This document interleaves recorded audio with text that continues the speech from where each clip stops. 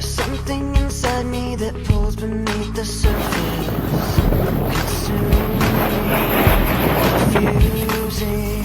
This lack of self-control I fear is never ending, controlling.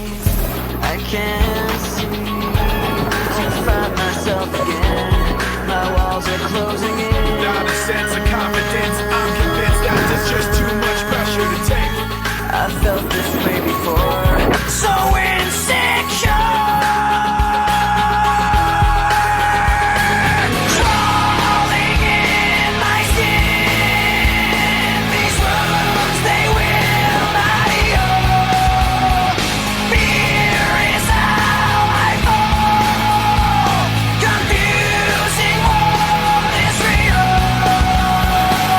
Discomfort endlessly has pulled itself upon me, distracting, reacting. Against my will I stand beside my own reflection. It's haunting how I can't seem to find myself again.